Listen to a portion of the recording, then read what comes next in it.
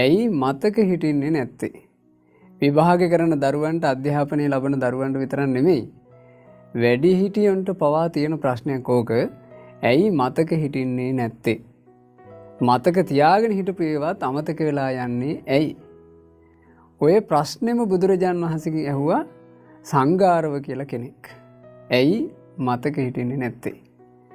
මතක නොහිටින්ට පළවෙනි හේතුව තමයි කැමති අරමුණු ගොඩක හිත දුවන එක. තමන් ආස කරන කැමති අරමුණු ගොඩයි. ඔන්න පාඩම් කරන්න කැමති දුවෙක් පුතෙක් පාඩම් පොතත් අරගෙන ලැහැස්ති වෙනවා. එයාට කැමතිවීම් ගොඩාක් තිබුණොත් එහෙම එයාට ගේම් වලටත් හිත යනවා, වීඩියෝ බලන්නත් හිත යනවා, සින්දු අහන්නත් හිත යනවා, රූපවාහිනී බලන්නත් හිත යනවා. එයාට එයාගේ යාළුවෝ මිත්‍රයෝ මතක් වෙන්න ගන්නවා. සමහර දරුවෝ ඉන්නවා නොයෙකුත් ආදර සම්බන්ධතා ආදී හදාගෙන තමන්ගේ පෙම්වතියෝ මතක් වෙනවා, තමන්ගේ පෙම්වතුන් මතක් වෙනවා. එතකොට මතක හිටින්නේ නැත.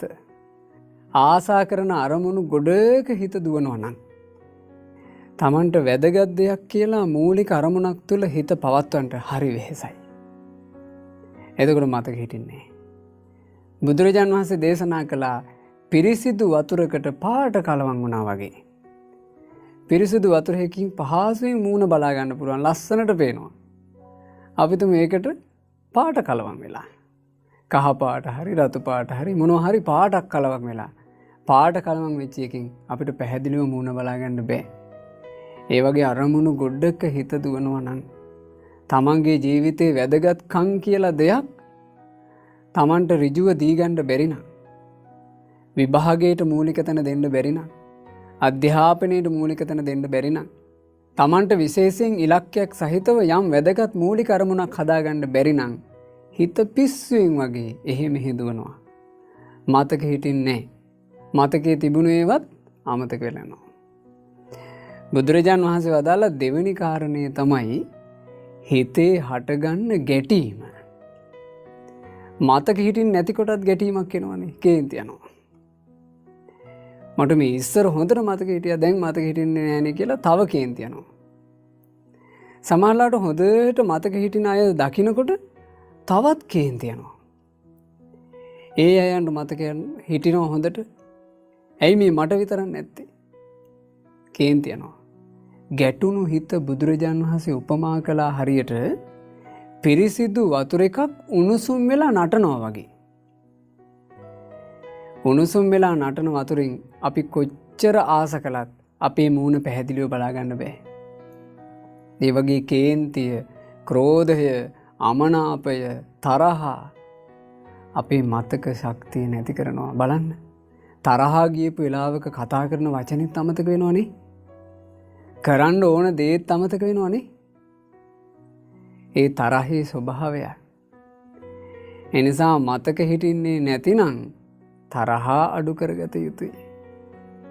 මෛත්‍රිය දියුණු කරගත යුතුයි. මෛත්‍රිය හිතේ ගොඩාක් බලවත් කරගන්නවා නම් අපි හිතමු දරුවෙක් මෛත්‍රී භාවනාව නිතර කර එයා පාඩම් කරන්නේ. එයාට හොඳට මතක හිටිනවා. යම් මිනිස්සෙක් තමන්ගේ ජීවිතේ නිතර මෛත්‍රී භාවනාව පුරුදු කරනවා නම්, මෙත් සිතින් නිතර ඉන්නවා නම් එයාගේ මතක ශක්තිය එන්න එන්න දියුණු වෙනවා. තුන්වෙනි කාරණේ බුදුරජාන් වහන්සේ දේශනා කළා මතකේ නැති වෙලා යන්නත් මතක නොහිටින්නත් හේතුව නිදිමත, අලසකම, කම්මැලි. නිදිමතටමයි හිත බර. ඇඟත් හැමතිස්සෙම නින්දට සූදානම් වෙලා බර වෙලා තියෙන්නේ. කොහේ හරි වාඩි වෙච්ච ගමන් නිදා ගන්න. කොහේ හරි තැනකට ගියත් කෙලින් හිටගෙන ඉන්න බෑ, කොහෙට හරි හේතු වෙන්න ඕනේ. කම්මැලි, අලස ජීවිතයේ ස්වභාවය. කම්මැලිකම, අලසකම ජීවිතයක තියෙනවා නම් ඒ ජීවිතේ අමතක වීම ගොඩාක් තියෙනවා. එදිනදා කටයුතු පවා අමතක වෙනවා. සමහරට කම්මැලි කෙනාට, අලස කෙනාට උදේ වැඩට යන්න, ඉස්කෝලේට යන්න කොණ්ඩේ පීරන්න පවා අමතක වෙනවා. කම්මැලිකමේ, අලසකමේ හැටි ඒ. තමන් අඳින ඇඳුම පවා පිරිසිදු කරලා අඳින්න ඕන කියන එක අමතක වෙනවා. කම්මැලිකමේ, අලසකමේ හැටි. එහෙව් එකේ පාඩම් වැඩ, අනිකුත් ජීවිතේ විශේෂ වැඩ අමතක වීම වෙන කවර කතාවද? ඒ නිසා කම්මැලිකම, අලසකම දුරු කරගන්න ප්‍රබෝධමත්ව ජීවිතය ගත කරන්න. හැම තිස්සෙම ප්‍රබෝධයෙන් ඉන්න ඕන. හැම තිස්සෙම ප්‍රමුදිත වූ සිතකින් වාසය කරනවා නම් ඒ තුළින්මයි මතක ශක්තිය දියුණු වෙන්නේ. බුදුරජාණන් වහන්සේ දේශනා කළා ඕන්න පිරිසිදු වතුර එකක් තියෙනවා. හොඳට මූණ බලා ගන්න පුළුවන්. හැබැයි මේ පිරිසිදු වතුර එකේ පාසි බෝ වෙන්න පටන් ගන්නවා. දියපෙඳ පාසි ඇවිල්ලා අර වතුර එක සම්පූර්ණයෙන් වහ ගන්නවා. දැන් ඉතින් කොච්චර බැලුවත් මූණද පේන්නේ පාසිද? පාසි පේන්න ගන්න. ආයෙ මූණ බලා ගන්න හම්බෙන්නේ. ඒ වගේ තමයි නිදිමතට, කම්මැලිකමට, අලසකමට හිත වැටුනහම මතක ශක්තියක් අහලක හිටින්නේ. ඒ නිසා ප්‍රබෝධයෙන් ජීවත් වෙන්න පාඩම් වැඩ කරනකොටත් ප්‍රබෝධමත්ව කරන්න. යම් දරුවෙක් ඉන්නවා නම් තෙරුවන් වන්දනා කරන, නිතර බුද්ධානුස්සතිය ආදී භාවනා කරන, එයාගේ හිත හරි ප්‍රබෝධයි. ඊළඟට හිත ප්‍රබෝධමත් කරගන්න උපකාර කරන දෙයක් දරුවනේ අනිත් අයගේ දියුණුව පතන්න. අනිත් අයගේ දියුණුව හිතින් පත ඉන්න. අනේ මගේ යාළුවෝ හැමෝටම අධ්‍යාපන කටයුතු, විභාග කටයුතු හොඳට කරගන්න ලැබේවා. මගේ යාළුවන්ට අලසකම් එන්න එපා. මගේ යාළුවන්ගේ හිත එහෙ මෙහෙ දුවන්න එපා. මගේ යාළුවන්ගේ හිත කේන්තියට අහු වෙන්නත් එපා. කම්මැලි නැතුව එයාලට හොඳට පාඩම් වැඩ කරගන්න ලැබේවා. මුදිතාව එයාලගේ හිතේ තිබුණොත් ඒ හිත හරි ප්‍රබෝධයි. ඒ ප්‍රබෝධමත් හිත හදාගන්න. එතකොටත් අපිට පාඩම් මතක තියාගන්න පුළුවන්. ඊළඟට බුදුරජාණන් වහන්සේ දේශනා කළා උද්ධච්ච කුක්කුච්චේ නිසා, විසිරීමයි පසුතැවීමයි නිසා මතකේ නැති වෙලා යනවා. හිත විසිරිලා නම්, හිතේ තියෙන්නේ පසුතැවීම නම්, එතන කොහොමද මතකයක් රැඳෙන්නේ? හිත විසිරෙන්න ලොකු හේතුවක්. සාමාන්‍යයෙන් විභාගාදී ලං වෙනකොට දූල පුතාලා හුරු වෙනවා මොටිවේෂන් වීඩියෝ කියලා වීඩියෝ බලන්න. මොටිවේෂන් වීඩියෝ කියන ඒවා බල නිකන් තමන්ගේ හිතට අමුතු ජවයක් ගන්න තමයි උත්සාහ කරන්නේ. අවසානයේ විභාගය සම්බන්ධයෙන් ගොඩාක් හිතේ කැමැත්තක් එනවා. මං මෙහෙම කරගන්නවා. දැන් අහවල් අයියලා අක්කලත් කලින් විභාගවලදී හොඳට ලකුණු දාලා තිනවා. මාත් ඒ වගේ ලකුණු දානවා කියලා දැන් මෙයා ලොකු සිහින ලෝකයකට එනවා. කැමැත්ත බලවත් වෙනවා. කැමැත්ත බලවත් වුණාට පස්සේ, කියන්නේ කැමැත්ත විතරක් ආවට පස්සේ, ඒ කැමැත්ත කියන එක අදිෂ්ඨානය, නුවණ, වීරිය, කැපවීම එක්ක කලවම් වෙන්න එපයි. එහෙම නැතුව අර මොටිවේෂන් වීඩියෝ වගේ බලලා මෙයාට නිකන් ලොකු කැමැත්තක් විතරයි ඇවිත් තියෙන්නේ. දැන් පොත අතට ගත්ත ගමන් හිත ඔහි විසිරිලා සිහින ලෝක ගොඩක දුවනවා.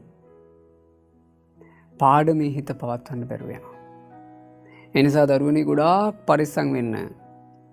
තමන්ගේ හිතට ජවයක් ගන්න මව්පියෝ ගැන හිතලා.